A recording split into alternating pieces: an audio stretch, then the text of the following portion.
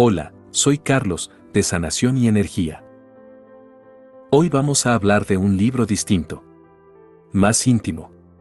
Más profundo. Más silencioso.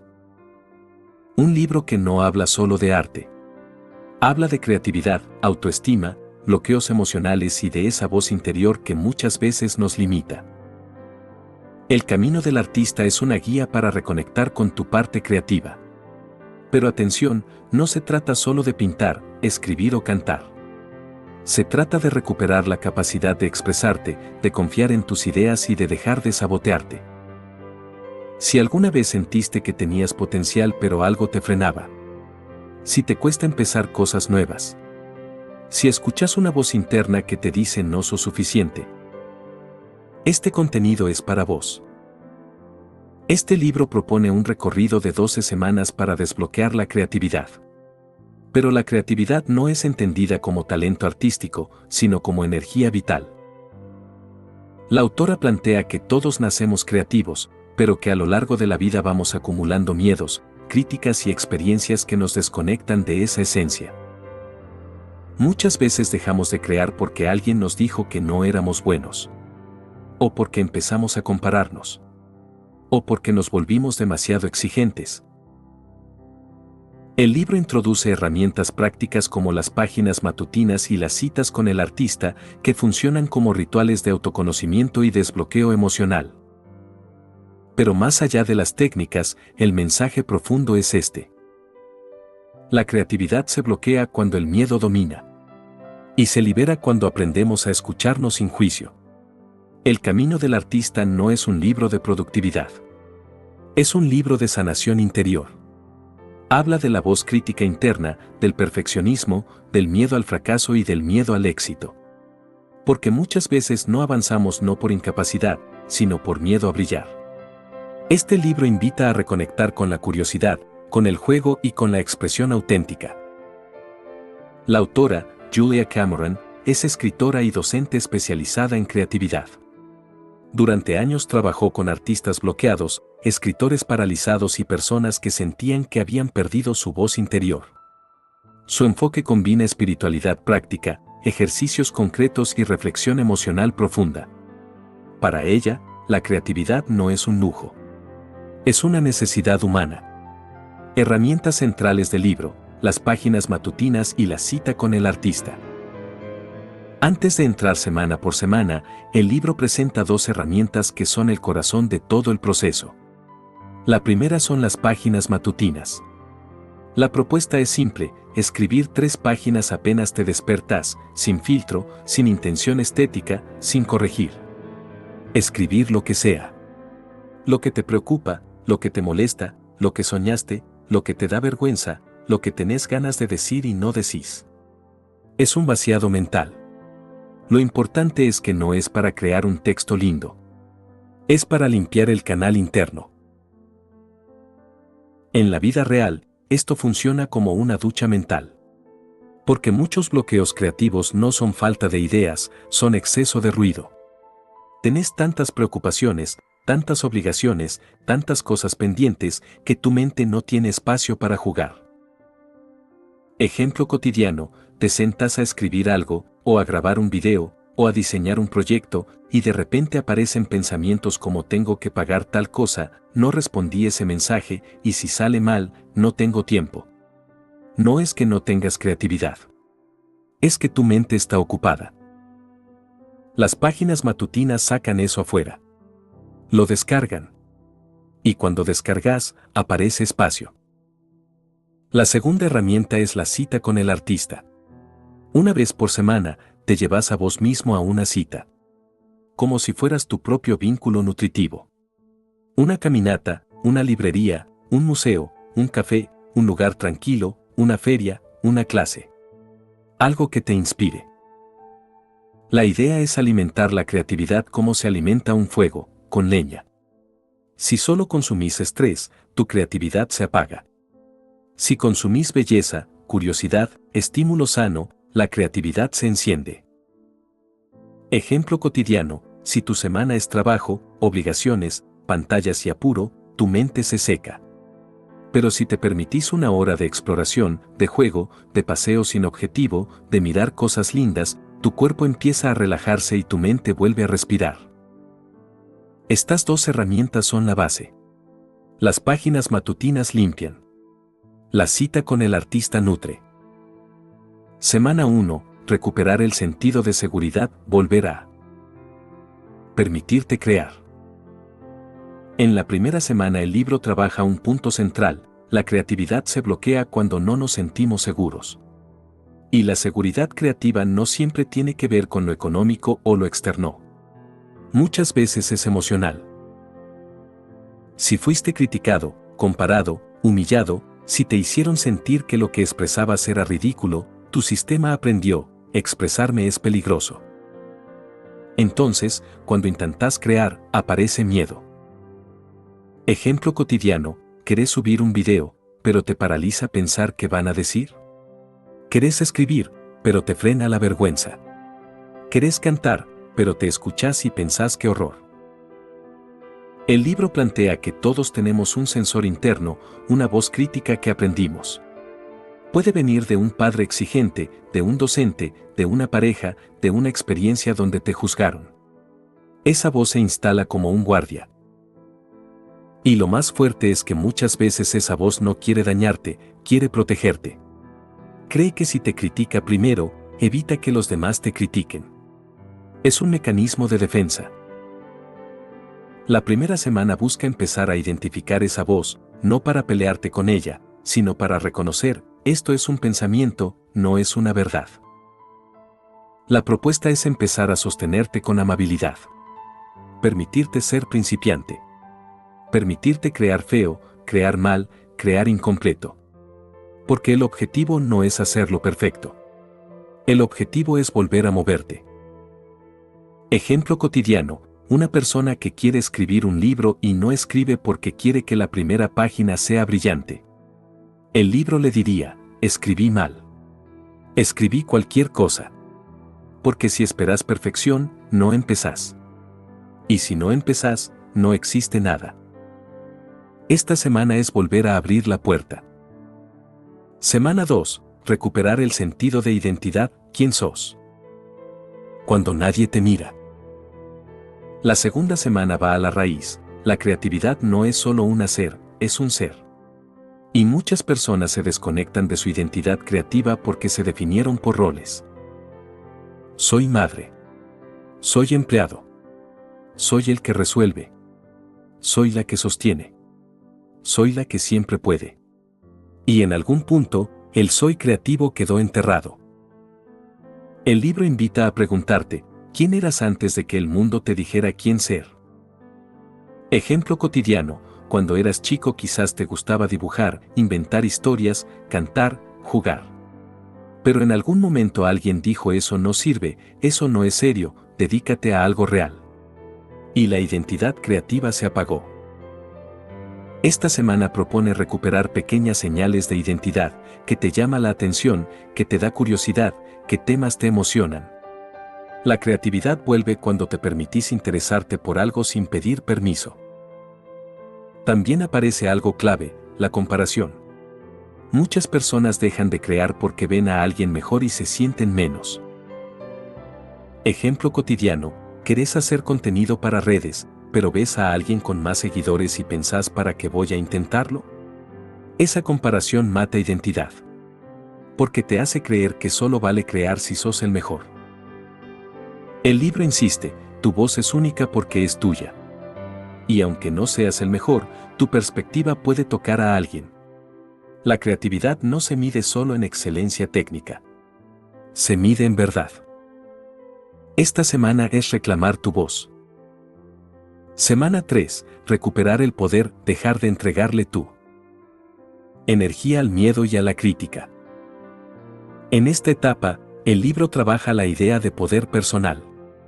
Mucha gente pierde poder porque vive con permiso ajeno. Permiso para intentar. Permiso para fallar. Permiso para ocupar espacio.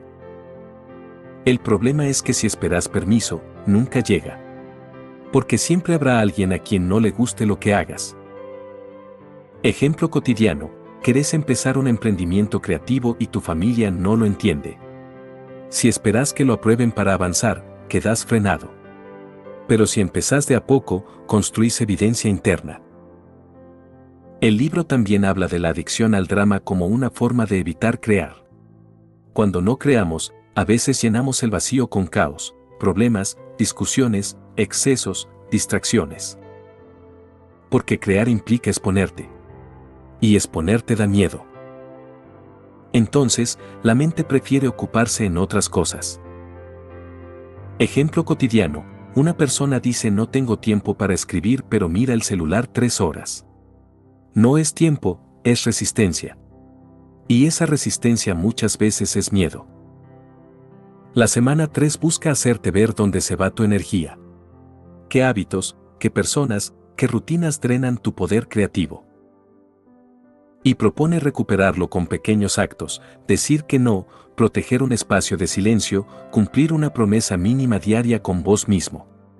Porque el poder vuelve con coherencia. Semana 4. Recuperar la integridad, hacer acuerdos con vos mismo y cumplirlos. Esta semana es muy práctica y muy transformadora, habla de integridad creativa. Integridad es hacer lo que dijiste que ibas a hacer. No por disciplina rígida, sino por respeto propio. Muchas personas están rotas internamente no por trauma enorme, sino por pequeñas traiciones diarias. Voy a empezar el lunes, voy a cuidarme, voy a crear, voy a escribir, y no lo hacen. Cada vez que te fallas, tu mente pierde confianza en vos. Ejemplo cotidiano, te prometes grabar un video esta semana y no lo haces. No es solo que no grabaste. Es que te confirmaste no cumplo. Y esa creencia después se vuelve pesada. El libro propone hacer acuerdos pequeños, realistas y sostenibles. No prometer 3 horas si no podés. Prometer 15 minutos. Lo importante no es la cantidad, es la consistencia. Porque la creatividad se construye como un músculo. También se trabaja la idea de integridad emocional, decirte la verdad. Admitir lo que querés. Admitir lo que te duele. Admitir lo que te frena. La integridad es dejar de actuar para el mundo y empezar a ser honesto con vos mismo. Semana 5. Recuperar el sentido de posibilidad, volver a permitirte soñar. En esta etapa el libro empieza a tocar algo muy sensible, muchas personas dejaron de soñar. No porque no quieran, sino porque aprendieron que soñar es peligroso. Soñar implica exponerse a la decepción. Implica reconocer deseos que quizás no encajan con el entorno actual. Implica aceptar que hay algo en tu interior que quiere más. El libro plantea que muchas veces bloqueamos nuestros sueños antes de que otros los cuestionen. Nos autocensuramos. Decimos eso no es realista, eso ya es tarde, eso no es para mí. Ejemplo cotidiano, alguien que siempre quiso escribir, pero ahora dice ya tengo 40, ya no es momento. O alguien que quiere cambiar de rumbo laboral pero se repite no puedo arriesgarme. Lo que ocurre no es falta de talento, es miedo a lo desconocido. La semana 5 invita a escribir deseos sin filtros. No importa si parecen imposibles. El objetivo no es garantizar que se cumplan, sino permitir que existan. Porque cuando negás lo que querés, se genera frustración silenciosa. También aparece algo muy importante, el duelo por los sueños abandonados. A veces no creamos porque todavía estamos dolidos por algo que no salió como esperábamos. Ejemplo, alguien que intentó dedicarse a la música y recibió críticas duras. Esa herida se convierte en argumento para no volver a intentar. El libro invita a reconocer ese dolor sin juzgarlo, y luego preguntarte, ¿todavía quiero esto? ¿O me rendí antes de tiempo? La creatividad necesita esperanza. Y la esperanza nace cuando volvés a imaginar posibilidades. Semana 6. Recuperar el sentido de abundancia, salir de la mentalidad de escasez creativa. Esta semana trabaja un concepto muy profundo, la creatividad no se mueve bien en la escasez mental. Muchas personas viven pensando que no hay suficientes oportunidades, que el éxito es limitado, que si otro brilla, eso significa que hay menos espacio para ellos. Esa mentalidad crea competencia constante y bloqueo interno. Ejemplo cotidiano, ver a alguien lograr algo que vos deseas y sentir envidia o comparación. No porque seas mala persona, sino porque sentís que hay poco lugar. El libro propone cambiar la mirada, la creatividad no es un recurso limitado.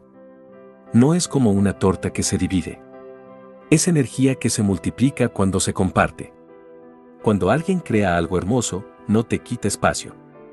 Te demuestra que es posible.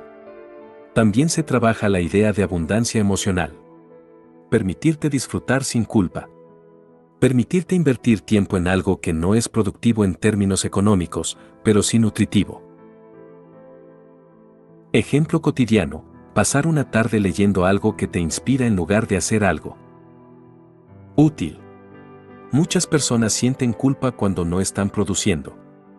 Pero la creatividad necesita espacio libre, no solo obligación.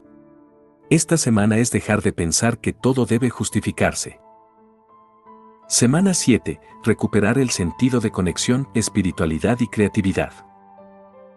En este tramo el libro introduce una dimensión espiritual, pero no necesariamente religiosa.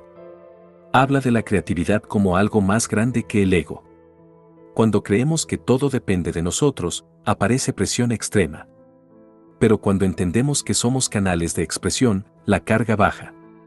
Ejemplo cotidiano, alguien que quiere escribir algo perfecto y se paraliza. Pero cuando cambia el enfoque y piensa solo voy a dejar que fluya lo que tenga que salir, algo se libera.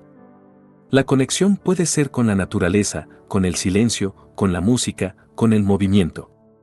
La creatividad florece cuando bajamos el ruido mental. También se habla de la importancia de los vínculos creativos. Rodearte de personas que crean, que intentan, que comparten procesos reales. El aislamiento excesivo seca la inspiración. La conexión la reactiva. Semana 8. Recuperar la fuerza, sostener el proceso cuando aparece resistencia. Esta semana es muy realista. Después del entusiasmo inicial, suele aparecer resistencia. Resistencia es esa voz que dice, esto no sirve, estás perdiendo tiempo, no sos tan bueno. El libro explica que la resistencia aparece cuando estás por avanzar. Es una señal de que algo importante está en juego.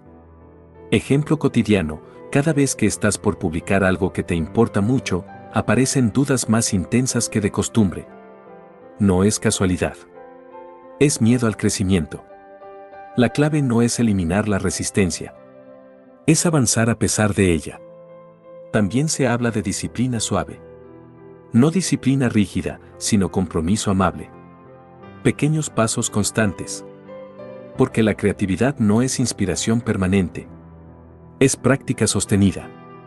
Semana 9. Recuperar el sentido de compasión, dejar de atacarte. En esta etapa el libro trabaja algo muy delicado, la autocrítica destructiva.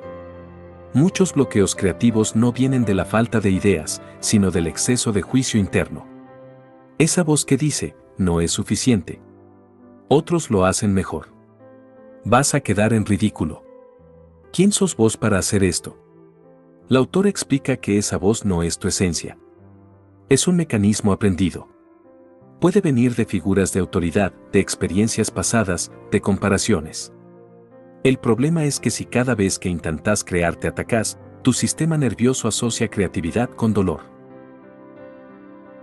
Ejemplo cotidiano, escribís algo y lo borrás antes de terminar porque ya lo estás juzgando. Grabás un video y lo eliminás sin publicarlo porque te ves raro. Dibujás algo y lo escondes porque no es perfecto. La compasión no es mediocridad. Es permitirte practicar. El libro propone hablarte como le hablarías a un amigo. No negar errores, pero no destruirte por ellos. Cuando la voz interna se vuelve menos agresiva, la creatividad empieza a respirar. Semana 10. Recuperar el sentido de autonomía, confiar en tu criterio. En esta etapa se trabaja la dependencia de aprobación externa. Muchas personas solo se sienten seguras cuando alguien valida lo que hacen. Si no reciben reconocimiento, dudan. Pero la creatividad madura necesita autonomía. Necesita que puedas sostener tu criterio incluso cuando no todos lo entienden.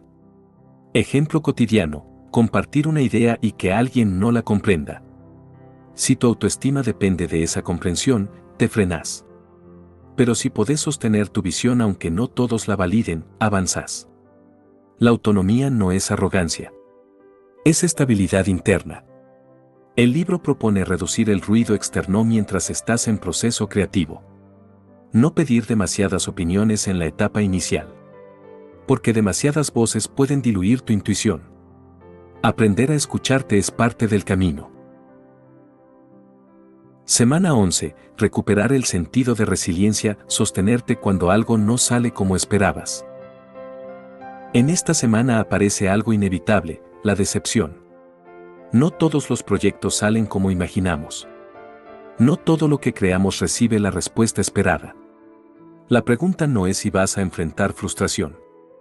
La pregunta es qué haces con ella. Ejemplo cotidiano: publicas algo que te llevó mucho trabajo y la respuesta es mínima. La tentación es decir no sirvo para esto. Pero la resiliencia implica decir esto es parte del proceso.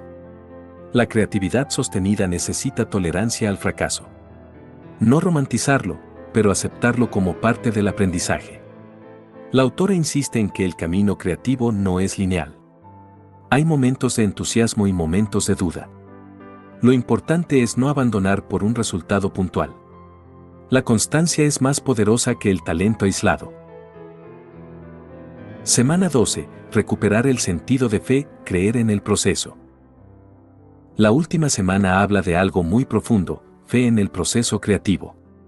No fe ciega, sino confianza en que cada pequeño paso suma. Muchas veces no vemos resultados inmediatos y creemos que no estamos avanzando. Pero la creatividad funciona como una semilla: primero se desarrolla bajo tierra. Ejemplo cotidiano: alguien que escribe todos los días y siente que no mejora. Pero meses después nota que su claridad aumentó, su voz se fortaleció, su miedo disminuyó. El libro invita a confiar en la práctica constante, incluso cuando no haya aplausos. La fe es sostener la disciplina suave sin exigir resultados inmediatos. Reflexión final.